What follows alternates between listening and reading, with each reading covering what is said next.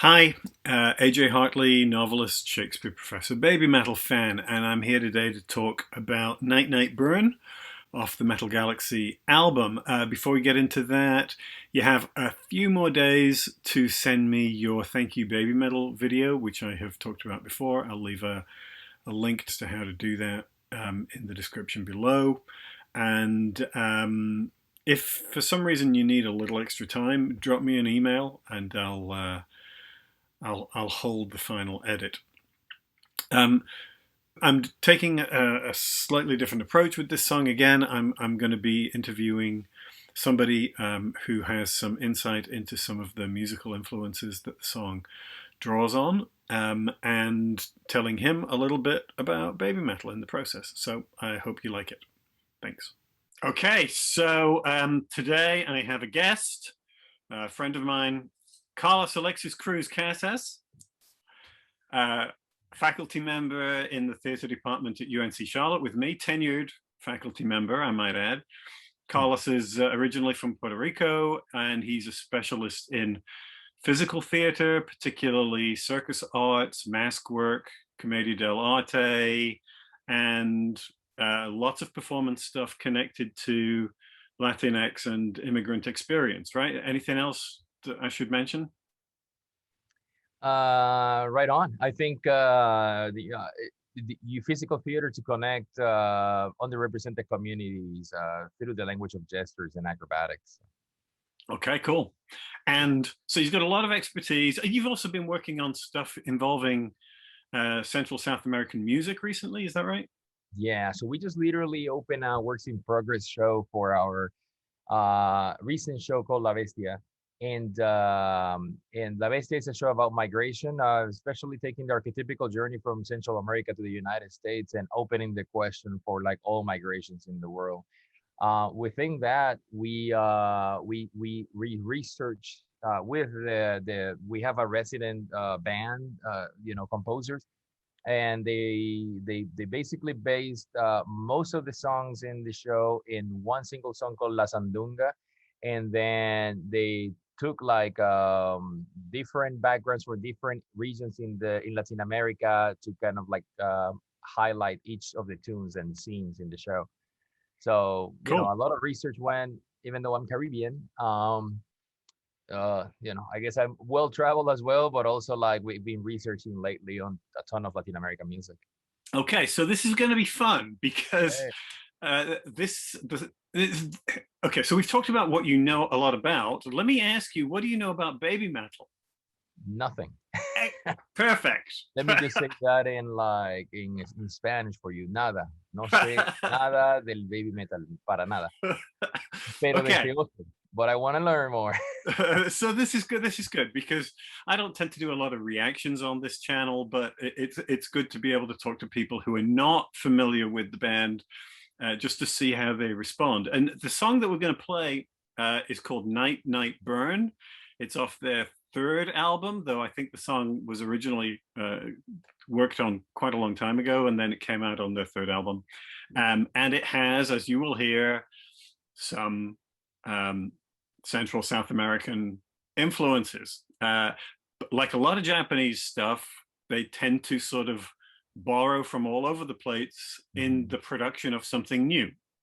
And baby metal is absolutely that, right? Have been from the beginning, that they're always a kind of a hybrid mixture of different things, along with, well, you're going to see. So maybe what we'll do is I will play the song. We'll break it up into little bits so that we can chat and talk about anything that strikes you along the way, and I can talk a little about lyrics or history or whatever.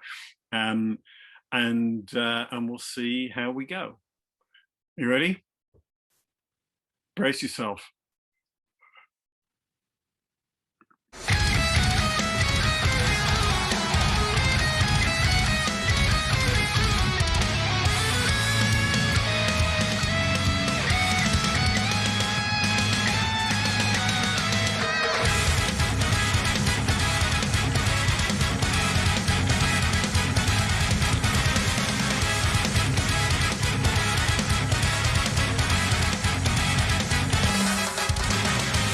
Okay.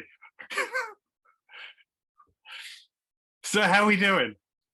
We're doing good. Very surprising. You know, like I didn't know what to expect, so I think it took me a bit to kind of catch up with Mm-hmm. what was happening, and then obviously,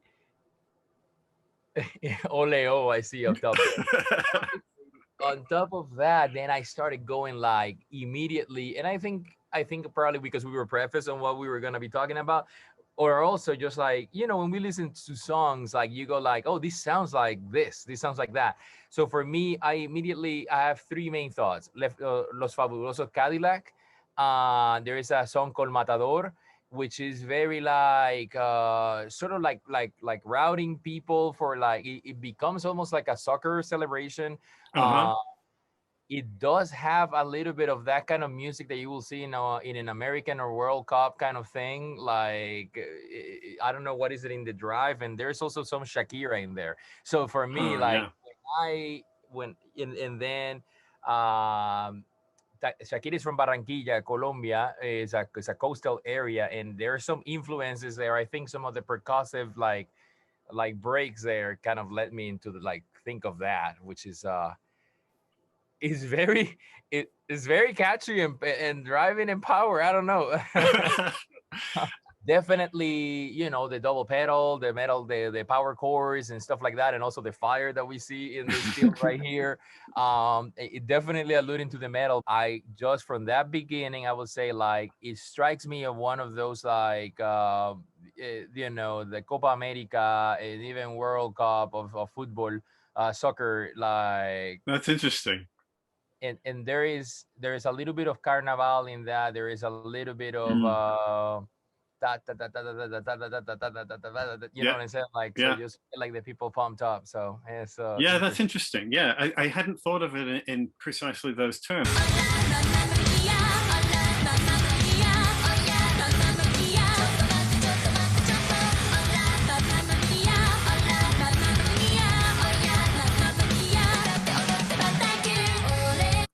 Yeah, I think because I cut myself at times just looking down and listening to the music, but then looking up and then see the three singers like doing the poses and stuff, and I was like, oh.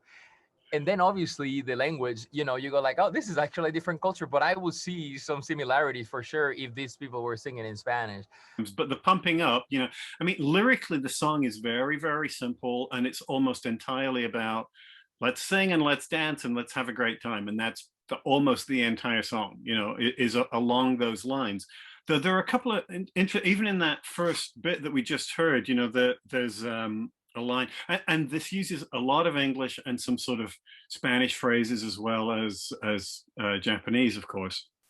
And one of the lines at the end there was utate, orote, batankyo. And utate, orote just means sing and dance. And then, but the batankyo, when I was first hearing it, I was like, looking at translations online, and I couldn't find anything that seemed to make sense. So I appealed to the highest authority, my Japanese mother-in-law. Who have you met? Did you meet my mother-in-law? I don't think I have. Have you not? I thought No. maybe at one of our Christmas parties or something. Oh. Anyway, so I reached out to her, and she says, well, it means something like, till you're exhausted, dance and sing till you can't stand up anymore, till you collapse. But it's a very old-fashioned phrase, which is really interesting because, obviously a lot of what they do, these guys are a new band. They've been playing for 10 years. This album is only a couple of years old. But they sort of occasionally will deliberately use phrases that are either very, very contemporary slang or quite old-fashioned. And in this case, they're using some phrases that are quite old-fashioned. And I was confused by that. And I touched base with a guy called Stephen Chen and somebody who goes by Capable Paramedic, who they do a lot of translations of BabyMetal interviews and such. And one of the things that they suggested was that a lot of Latin music came into Japan in like the 1920s and 30s, or particularly the 20s, right? after the sort of Meiji Restoration opened the country up to Western culture, and before the sort of imperial nationalist move, which led into the Second World War, right? So there were apparently in the 20s a lot of ballrooms that were playing like rumba and mambo and bossa nova, those kinds of ballroom dancing, right? Which was new in Japan. That kind of dance had not really existed there before. And so the Latin stuff came in through there. And then in the 50s and 60s after the war, it came in also through jazz, a lot of jazz influences in a lot of Japanese music. And then into the sort of 70s and 80s with a kind of pop Latin stuff. Like for me, I hear somebody like Gloria Estefan, Miami Sound Machine, who were big in Japan, in some of the influences here as well. So I think that part of it is this sort of nostalgia for this kind of new global sound, which is very sensual, you know, which is not a traditional part of Japanese musical culture, and very dance oriented, you know. So yeah. That's so, I mean, that's very fascinating. And also, like, you know, people probably know this, but a lot of the roots of Latin American music, especially the ones that we know, are rooted on African traditions. Mm-hmm. And you know, like son and salsa, merengue, you know, the cumbia, like, and then and that's not even to take like all of our African Latino Afro Latino stuff. But I think the blend of culture, the blend of Spanish and indigenous and African ultimately created like that uniqueness of sound, especially, you know, heavy Spanish influence. So classical guitars and stuff like that started like to make, you know, like it changed the landscape quite a bit. But I mean, well, I am just like, I'm just fascinated by the first little clip. I can't wait to, Okay, let's hear a little more. yeah, I can't wait to listen to a little more. Yeah.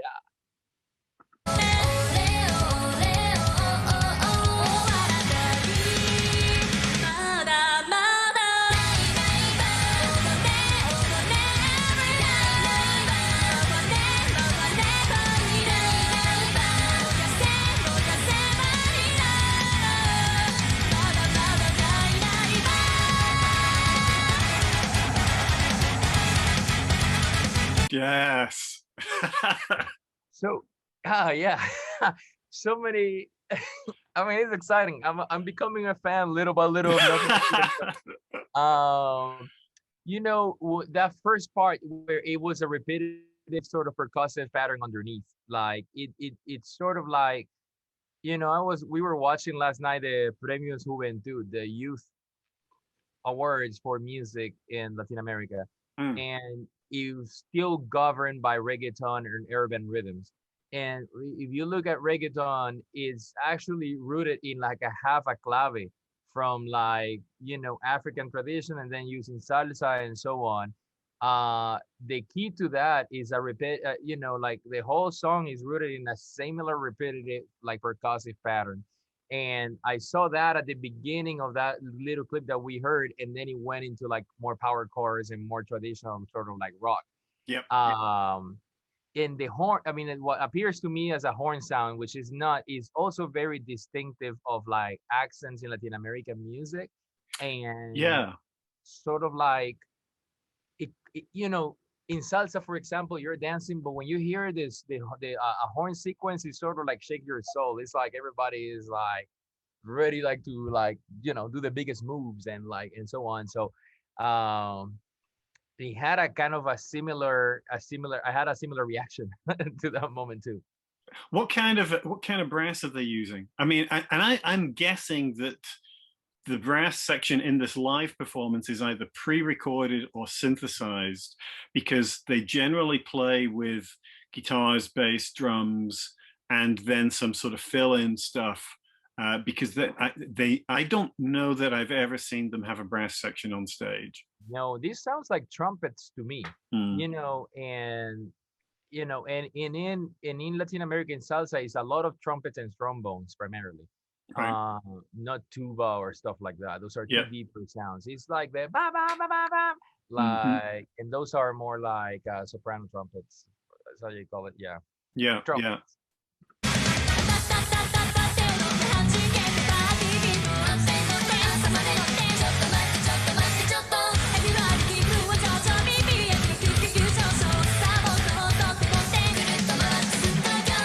And you know, for me also, part of what makes this work is her voice. She's, you know, because it takes something to rise up over all the sort of stuff that's going on and pound out that melody. And every time I see her, I'm always like, how is that voice coming out of that body? You know? It's a, you know, it definitely grounds you because I feel like there's so much going on musically that it could easily be derailed. You know what I'm saying? But then I think that that through line, I think, comes across with her like it kind of makes sense. It would be a little bit too much of a potpourri of things, you Yeah. know. We didn't have Right. those. Yeah. Yeah. The voice holds it together. That's a good Yeah, point. I think you're right. yeah, Yeah. Yeah. Let's do a little more. yeah.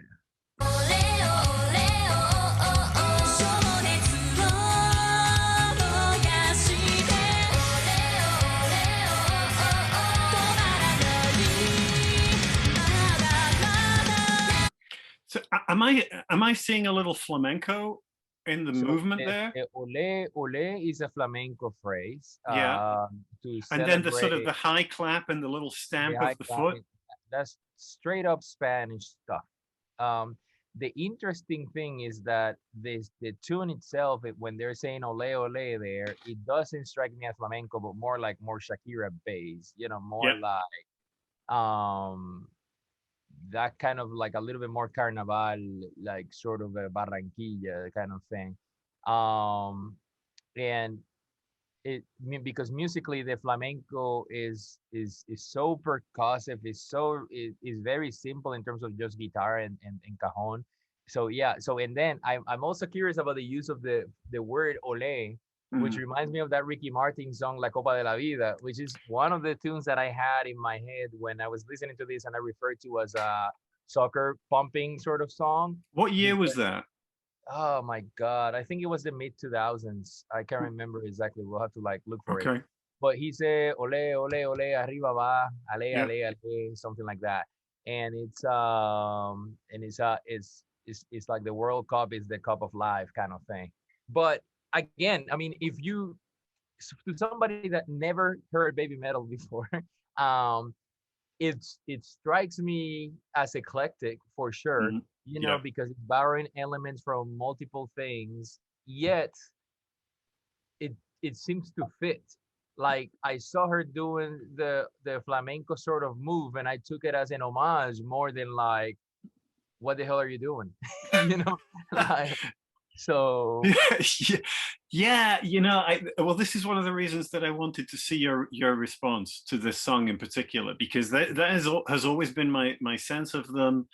With this third album, the first album is very Japanese and draws on a very sort of you know, fairly obscure elements of Japanese culture. The second album is more after they sort of started to get some international fame and attention. And so the second album sort of orients that Japanese stuff to sort of make it a bit more accessible to non-Japanese people. And then the third album is very deliberately a kind of world tour, Huh. you know, where they're saying, okay, where they're literally going to countries where they have played live and done what I think of as these sort of homage to the various musical traditions. And the whole thing is framed in this sort of sci-fi, you know, we're crossing the metal galaxy.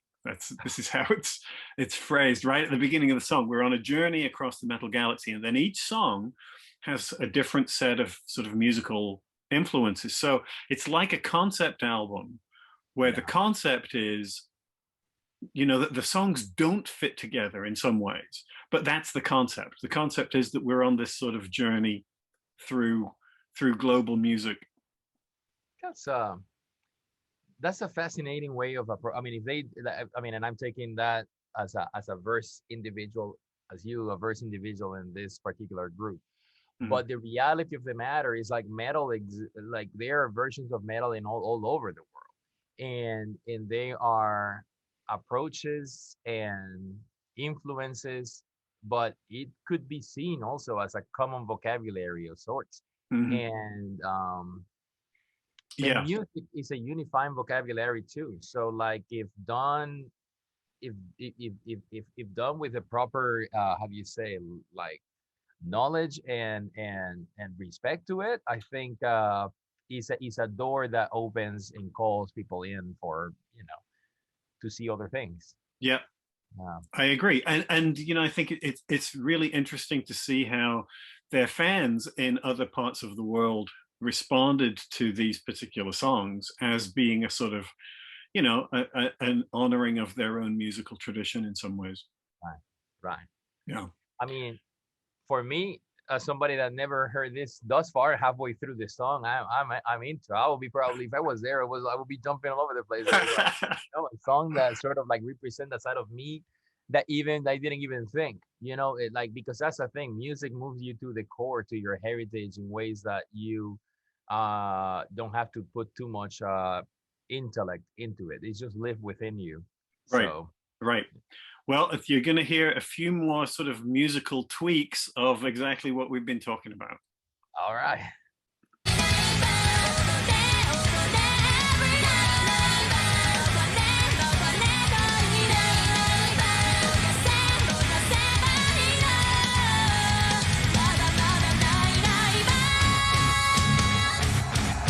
Just before we get into that, obviously that's the chorus, and the mata mata just means it keeps going. It's not done yet, right? So Night Night Burn, it's like the whole thing is this sort of ongoing, sort of constant party where we're all getting sort of hyped up and energized, and we're just going to keep going. And that's as I said, that's the gist of the song. Yeah. So.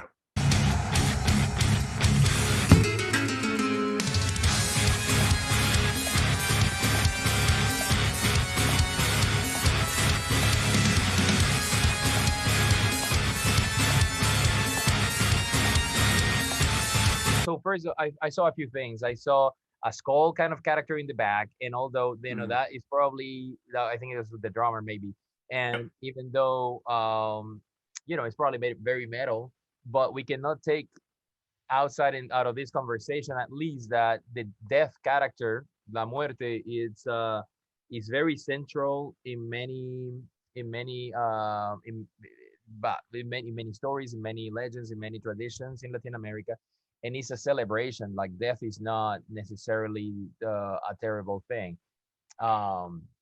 Yeah, So, that's really, I hadn't thought of that, but that again, I had this conversation with when we were talking about Shanti Shanti with a couple of my Indian colleagues, and they brought up something similar about that sort of the dark and the light and the life and the death, being present in that song. And I think this is a recurring theme in BabyMetal right from the beginning, from their earliest recordings.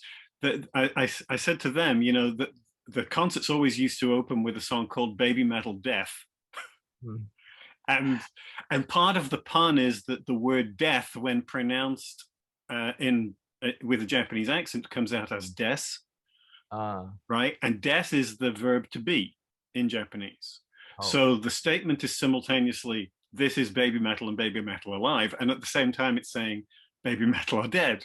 Right, and that they would begin the shows with these sort of iconic, images of crucifixion and all that sort of stuff. So there's this sort of life and death, rebirth, constant cycle. I hadn't really thought about it in terms of this song, but I think you're right. I think it's there in the kami band's masks, but also in this sort of we're dancing until we collapse out of exhaustion. Right, the sort of the joy of life, knowing its finality, is part of the excitement, right? It's got that sort of carpe diem kind of thrust to it, that death is always around us, so you have to live to the max.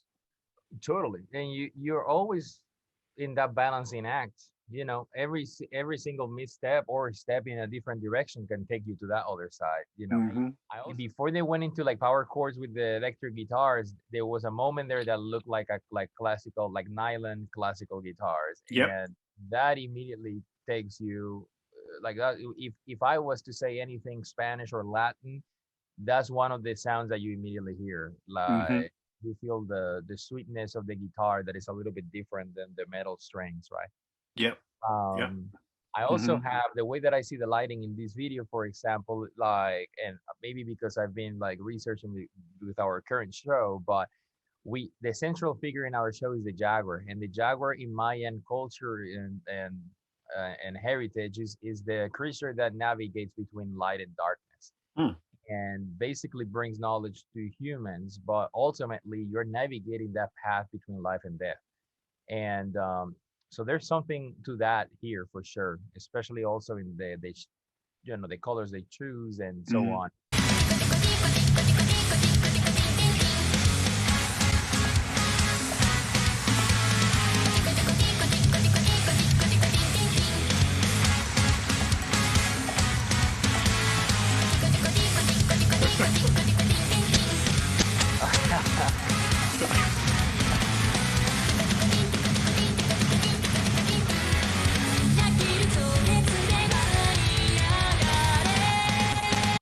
But I love that the tika tika tika stuff, man. Somebody online did an edit of this where they put that little section together and looped it so that it played for like an hour. The tika tika tika, you know, it's so I can only see like how that in itself can live like that for people. You know, and I don't know what interest, but I would say that's like a salsa thing, like, and it was very surprising. And then obviously, you know, I think she went to the flamenco steps again, and from there went into this like salsa shimmy shake kind of thing. And that shimmy, which is quite sort of, I hesitate to say sexy because they are very carefully not sexy most of the time, not eroticized, you know, but that sort of body awareness, that sort of little sort of upper body shimmy. That movement is more about joy. Yeah. That movement is about, I'm giving, it's kind of like I'm opening my heart to the whole space. Okay. I mean, that's what, even though in Latin America, people that might not know the culture as much, and because, you know, women were like the cleavage idea and so on, like people might see it as a sexual sort of move. Right. We all do it, and we all do it as a male and female and all genders. Everybody does it more as a celebration, as a joy kind of thing. That's interesting. Is you kind of lower yourself to the ground a little bit. You open your heart instead of being protected. I mean, that kind of thing. So when she did it, I took it more as a moment of joy, really having fun there. Yeah. So, and that's not a move. I mean, obviously they've done a lot of songs, and choreography is built into their songs all the time. So the choreography becomes a part of the song. But I've never seen them do that except in this song. So it's something to do with the way that they're connecting to the music. Yeah. And they did it a few times, and they also deconstructed it, because I think they did it in unison, and then all of a sudden, like, the one person did it when the other ones were doing something else, and like, so yeah, very interesting. I mean, I was like, I just laughed because from the get-go, you know, their moves are very iconic for, like, you know, it's like when you watch a cliche of yourself, you go like, oh shoot, yeah, we do that. I think I watched an SNL or one of those like TV shows, and like they literally were like doing a Latin American TV, and then they were like dancing in every break. Hey, we gotta go to break, and then everybody was like doing this. And then I literally turned on one of the TV channels from like Puerto Rico, Dominican Republic. They literally said, "Okay, we're gonna break," and they all like started dancing. I was like, "We do that." Like, I mean, there's a lot to say on how people are saying things about it, but at the same time, like the stereotypical behaviors are a thing. We do things for a certain. So at first I saw it as a reflection, as a mirror, like, oh my God, like that's us. And then on top of that, then I just went in that direction, like because it wasn't done. If it was done in a way that you're opening your chest out and like trying to just like be the sensual part that you were alluding to, Yeah. that would have taken myself out of like the joy of the song more Huh. than what the way that they're doing it. Yeah. Cool. Okay, good. Good, good, good. This is really interesting. Yeah. All right. How are we doing? Close to Doing the end. good.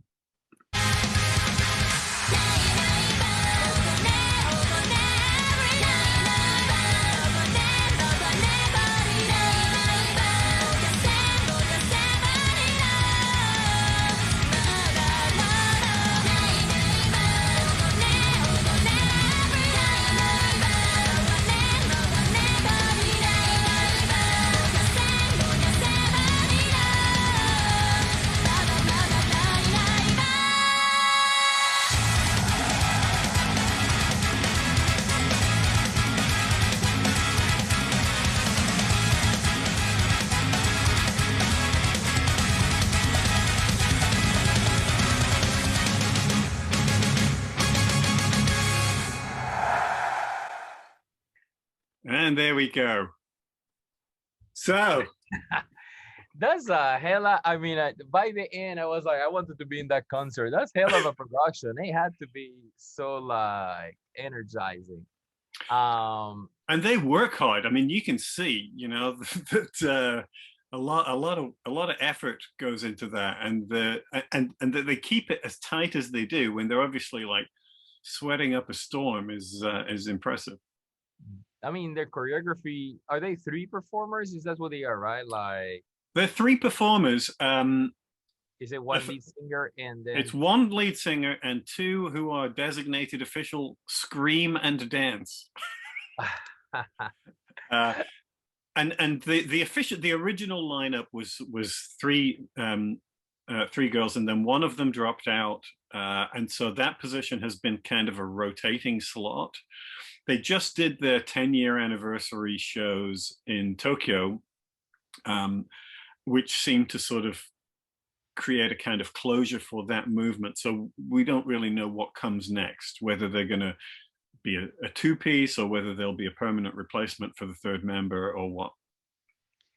I mean, not that my influence will do anything to their decision, but I think the number 3, the uneven numbers, is always magical on stage. I mean, it just like you can cover a lot of angles there. And what I was gonna say, when they were doing some of those Shakira sort of like move at the end, I mean, not that they went deeply into the hips don't lie kind of thing, but like they definitely took it into a flow of movement with their bodies.